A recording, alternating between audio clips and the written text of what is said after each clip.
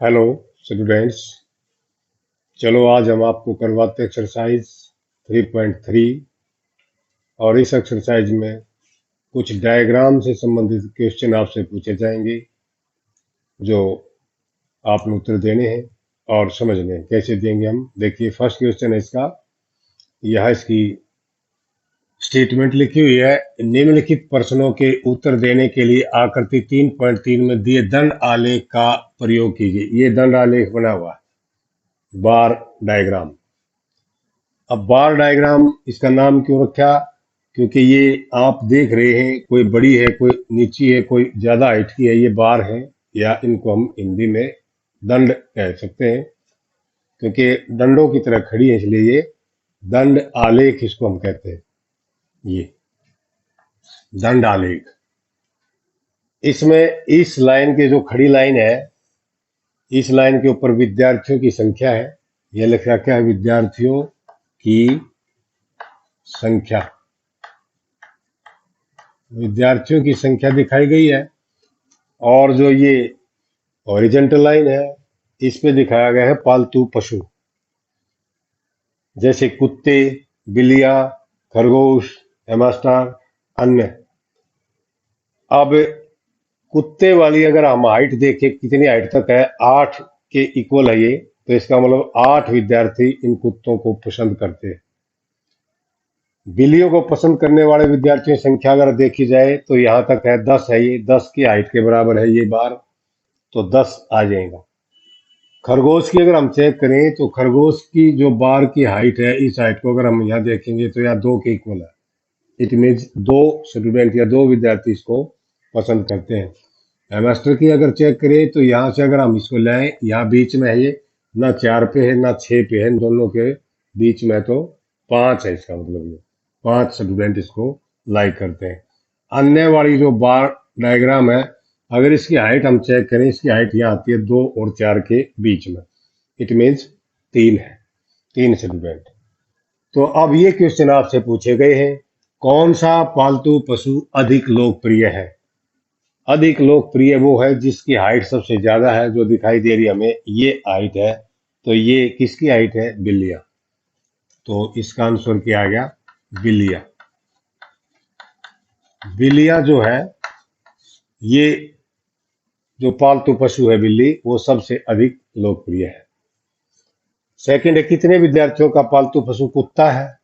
अब कुत्ता ये है, कुत्ते वाली बार ये है, और इस बार को हम चेक करें तो ये 8 के इक्वल है, तो हम लिख सकते हैं 8 विद्यार्थी। 8 विद्यार्थी इसको पसंद करते हैं, या इनकी पालतू पशु, कौन सा पालतू पशु इतने विद्यार्थियों का पालतू पशु कुत्ता है, तो वो 8 विद्यार्थियों का। इस प्रकार से कुछ और भी क्वेश्चन इसमें बनाए जा सकते हैं, जिसका आप इस डायग्राम को देख के आसानी से उत्तर दे सकते हैं। सेकंड क्वेश्चन यह देखें, निम्नलिखित दंड आलेख को पढ़िए। ये है दंड आलेख। एक पुस्तक भंडार द्वारा 5 क्रमागत वर्षों में बेची गई पुस्तकों की संख्या दर्शाती है, और आगे आने वाले प्रश्नों के उत्तर देने हैं। अब इस डायग्राम से आपको ये पता है कि यहाँ इस लाइन के ऊपर, हॉरिजॉन्टल लाइन के ऊपर वर्ष दिखाए गए हैं, और ये इनके बार खड़े हैं, या कहिए इनके दंड खड़े हैं। और इस लाइन के ऊपर ये जो 100, 200, 300, 400, 500 है, ये क्या है? ये पुस्तकों की संख्या है, जो यहाँ लिखा नहीं है, लिख भी सकते हैं, पुस्तकों की संख्या। और ऊपर स्केल है, स्केल बताता हमें कि एक इकाई इज इक्वल टू 100 पुस्तकें हैं। जैसे ये 1 है, यहाँ 100, ये 2 है 200, 3 है 300, 4 400, 5 500, 6 600। ये इसके ऊपर पुस्तकों की संख्या दर्शाता है। अब हमने इन प्रश्नों के उत्तर देने हैं कि वर्षों 1989, 1990, 1992 में से प्रत्येक में लगभग कितनी पुस्तकें बेची गई। पहले 1989 में देखें हम, 1989 यहाँ तक हाइट है इसकी, और इस हाइट का हम देखेंगे लगभग 200 है, 200 से थोड़ी कम जरूर है, लेकिन इसने पूछा है कि लगभग बताइए। तो 1989 में 200, हम ये लिख सकते हैं 1989 में 200, कौमा। अब पूछा गया 1990 में, 1990 की हाइट देखिए हम चेक करते हैं ये 500 के लगभग है, 500 से थोड़ी कम है, तो लगभग हम 500 कह सकते हैं। 1990 में 500, और 1992 की ओर पूछी गई। 1992 की अगर इस हाइट को हम चेक करें तो इधर हम देख रहे हैं कि 200 से थोड़ी सी ऊपर है, ज्यादा ऊपर नहीं है, तो इसको हम कह सकते हैं कि 1992 में 200 पुस्तकें बेची गई।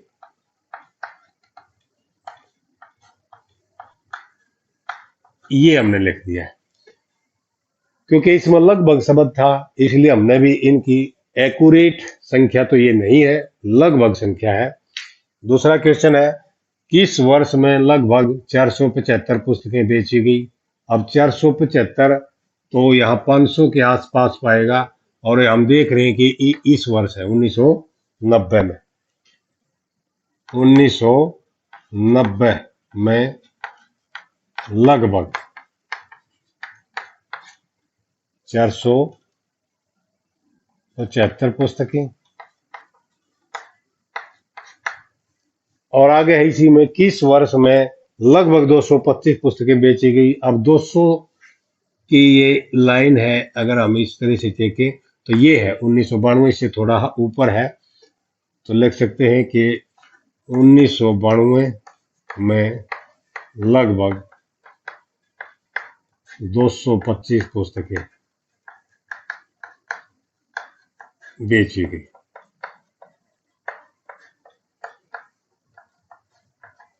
अब यहाँ ऊपर वाले क्वेश्चन में हमने ये 1992 में हमने क्या लिखा, 1992 में 200 पुस्तकें बेची गई, या हम लिख रहे हैं 1992 में लगभग 225 पुस्तकें बेची गई। इस 200 को हम 225 भी लिख सकते हैं, लेकिन अंदाजतन यानी कि अंदाजा मोटा आकलन जो होता है हमारा, उसमें 200 को हम गलत नहीं मानते। क्यों नहीं मानते?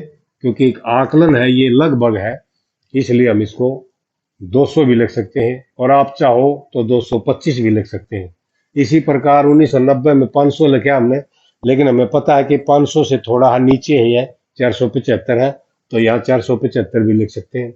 और 1989 में हमें पता है 1989 ये है, और ये जो हाइट है ये 200 से थोड़ी ही कम है, यानी कि 175 है, तो हम यहाँ 175 भी लिख दें तो भी ये सवाल बिल्कुल ठीक है, और अब भी ठीक है। चलिए नेक्स्ट है, किन वर्षों में 250 से कम पुस्तकें बेची गई। अब 250 यहाँ है 200 और 300 के बीच में, और इस लाइन को यदि मैं डॉटेड लाइन खींच के चेक भी करना चाहूँ और आगे तक इसको बढ़ाना चाहूँ ऐसे, तो हमें पता लग गया कि इस लाइन से नीचे जो रह गए वो है इसकी 1989 और 1992। यहाँ लिख देंगे 1989 व 1992। इन वर्षों में 250 से कम पुस्तकें बेची गई। और लास्ट है, क्या आप स्पष्ट कर सकते हैं कि आप 1989 में बेची गई पुस्तकों का आकलन किस प्रकार करेंगे। 1989 में इसकी हाइट लेंगे और हाइट को देखेंगे कि यह 200 के नजदीक है। हम क्या करेंगे, वर्ष 1989 वाली दंड को देखकर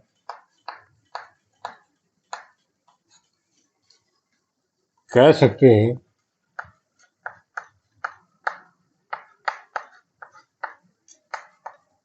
कि यह 200 के नजदीक है।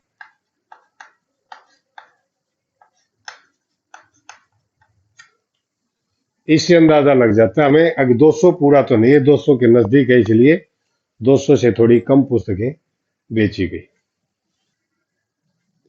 यहाँ थर्ड क्वेश्चन लिखा है, इसमें हम इसको पढ़ के देखें कैसे करते हैं। 6 विभिन्न कक्षाओं के विद्यार्थियों की संख्याएं नीचे दी गई है, इन आंकड़ों को एक दंड आलेख द्वारा निरूपित कीजिए।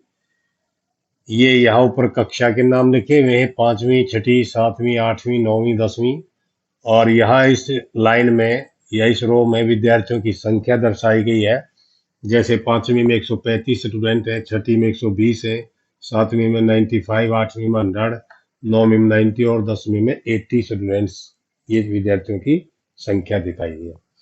तो हमने क्या करना है, इसको एक दंड आलेख, ये इसके द्वारा यहां दिखाना है इन संख्याओं को। तो सबसे पहले हम क्या करते हैं, इसमें एक लाइन खींचते हैं। ऐसे हमारे पास स्केल है, उससे हम एक स्ट्रेट लाइन खींच लेंगे और इसके ऊपर 90 डिग्री का कोण बनाते हुए इसको थोड़ा और आगे बढ़ा ले, थोड़ी लंबी कर ले इसको। 90 डिग्री का बनाते हुए सेकंड लाइन हम यहाँ खींचेंगे, ऐसे ऐसे। इस लाइन को हम कहते हैं हॉरिजॉन्टल लाइन और इसको कहते हैं वर्टिकल लाइन। इनके दोनों के बीच में 90 डिग्री का कोण हो, यानी कि बिल्कुल सीधी खड़ी हो। सीधी का मतलब यूं हो, थोड़ी ही इस तरफ होगी वो भी गलत है और इस तरफ होगी वो भी गलत है, आप सीधी रखें लाइन। इसके बाद हमने क्या करना है, इसके बाद हमने इनको दिखाना है। इसके लिए हमें एक स्केल चाहिए और स्केल हम यहां लिखते हैं सबसे ऊपर। स्केल क्या लेंगे, एक इकाई बराबर। अब यहां जितने चाहे आप अपनी मर्जी से स्केल चुन सकते हैं। एक इकाई 10 विद्यार्थी भी ले सकते हैं, एक इकाई 20 विद्यार्थी भी ले सकते हैं और एक इकाई इज इक्वल टू 30 विद्यार्थी भी ले सकते हैं और इससे अलग भी ले सकते हैं। वो आपने यहाँ देखना है। देखो जितनी हाइट हमारे पास है उसके अकॉर्डिंग हमने इसमें ज्यादा से ज्यादा हाइट कितनी, 135, और कम से कम कितनी है, 80। जीरो से हमने चलना है, यहाँ जीरो होता है इस पॉइंट के ऊपर। ये है एक इकाई, ये है 2 इकाई, ये है 3, ये है 4, ये है 5, ये है 6। 6 इकाई तक हमारे पास हाइट है और 6 इकाई तक ये यहां पहुंच जाना चाहिए हमें 135 तक, यानी कि 135 तक हम इस हाइट के ऊपर दिखा सकें। इस प्रकार से स्केल को हमने चुनना है। जैसे यदि हम 20 लें तो 20 को 6 से गुणा करें, 20 6 120 तक पहुंचे, 135 तो दूर रह गए, इसलिए 20 से थोड़ा ज्यादा लेना पड़ेगा हमने। अगर मैं इसको 20 की बजाय 25 लो, 25 छिका 150 हो जाता है। यहाँ 25 छिका 150 और 150 से कम ही है ये। तो हम एक इकाई इज इक्वल टू 25 विद्यार्थी लिख सकते हैं।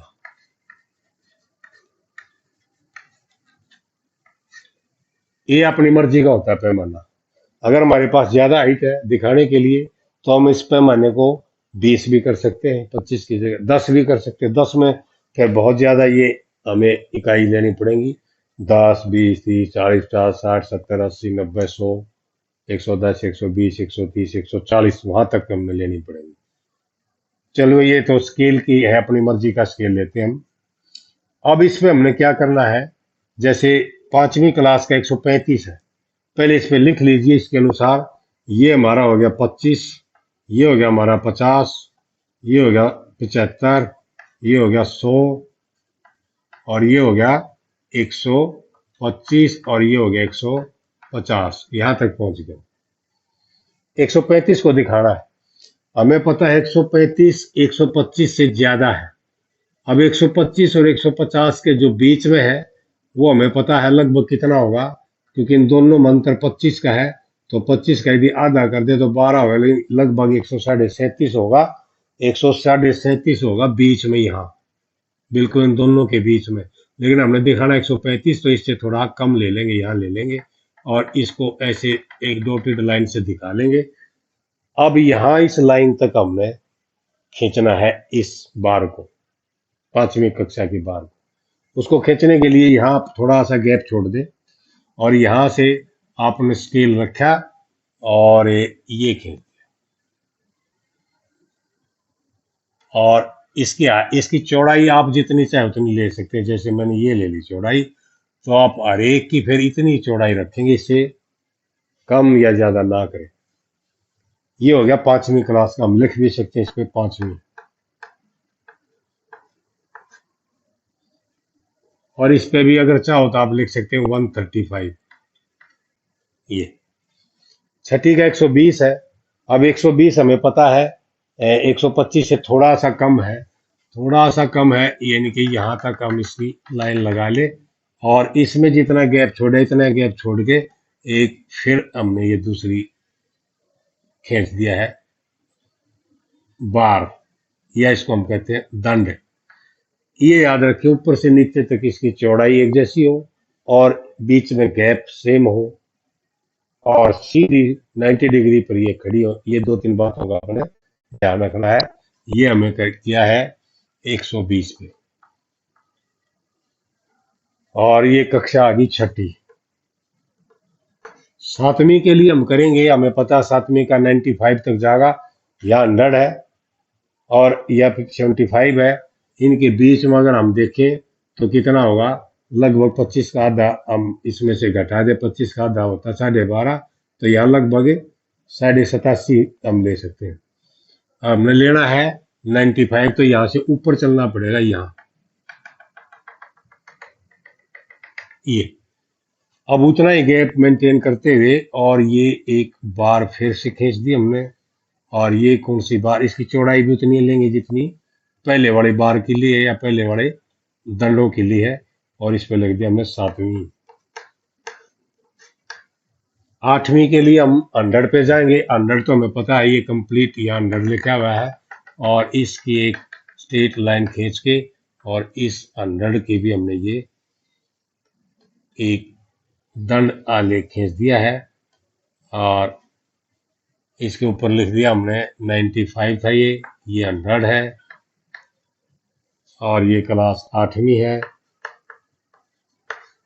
9वीं के लिए 90 है, 90 100 से थोड़ा कम है, और जिस तरह से 95 है इससे भी थोड़ा सा कम आ जाएगा, अंदाजा यहाँ आ जाएगा। ठीक है, ये हो गया आपका क्लास 9th, और ये 90 है 9वीं। ये सारा काम आपने स्केल से फुटे से करना है, हाथ से करोगे टेढ़ी हो जाएंगी, वो अच्छी भी नहीं लगेंगी। 10वीं के लिए 80 है। 80 क्या है, 75 से थोड़ी ऊपर है, हम यहाँ इसको दिखा सकते हैं इस स्ट्रेट लाइन पे, और इसको उतना ही गैप छोड़ दें जितना हमने दूसरे में छोड़ा है, और ये हमने दिखा दिया है 80। अगर ये छोटा रहे तो इसको हम आगे बढ़ा सकते हैं। ये है 10वीं। तो ये हो गया हमारा बार डायग्राम या दंड आलेख। ऊपर स्केल लिखा हुआ है, नीचे कक्षाएं हैं तो हम यह लिख दें कक्षा, और क्योंकि ये विद्यार्थियों की संख्या है इसके ऊपर भी लिख दें विद्यार्थियों की संख्या। इसको टेढ़ा भी लिख सकते हैं ऐसे। तो इस प्रकार से आप देख रहे हैं, हमने बार डायग्राम बना दिया है। अब इन प्रश्नों के उत्तर देने हैं। जैसे फर्स्ट है, आप स्केल किस प्रकार चुनेंगे। ये स्केल किस प्रकार चुना है, हम लिख देंगे 1 इकाई बराबर 25 विद्यार्थी। इस प्रकार से हमने स्केल को चुना है। निम्नलिखित प्रश्नों के उत्तर दीजिए। पहला है, किस कक्षा में विद्यार्थियों की संख्या अधिकतम है, सबसे ज्यादा हाइट किसकी है, इसकी है, तो इसका मतलब 5वीं इसका उत्तर आ जाएगा। अधिकतम संख्या, अधिकतम संख्या 5वीं में। और आगे पूछा है, किस कक्षा में न्यूनतम है। न्यूनतम सबसे छोटी हाइट वाली कौन सी है, ये दिखाई दे रही है, और ये 10वीं है। न्यूनतम, न्यूनतम संख्या 10वीं में है।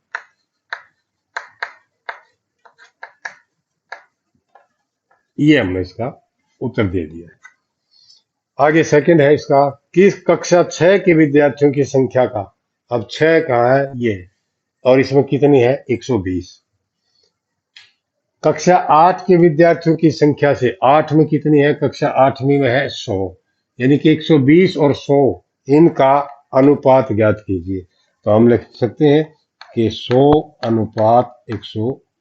पहले उसका लिखोगे जिसका नाम पहले है, कक्षा 6 वाले पहले लिखेंगे। 6 में कितने हैं, 120 पहले लिखेंगे, यहाँ लिखेंगे 120 और बीच में अनुपात 100। 120 छठी के हैं, 100 आठवीं के हैं। नाम पहले छठी का है, फिर आठवीं का है, तो बाद में आठवीं के लिख दिया हमने। इसको हम काट भी सकते हैं, जैसे ये दोनों संख्याएं 20 से कटती हैं, 20 छिका 120 और 20 पंजे 100, तो हम ये भी लिख सकते हैं। कटने के बाद 6:5 आ जाएगा। आप ये लिखोगे तो भी हम उत्तर सही मानते हैं, ये काट के लिख दोगे तो भी उत्तर सही है।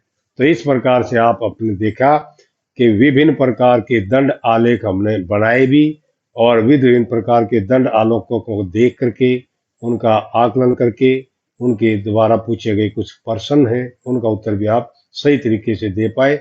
आप इसकी प्रैक्टिस जरूर करें। आज हम इसका यही समाप्त करते हैं। अगली वीडियो में फिर आपसे मुलाकात होगी। Okay, thank you.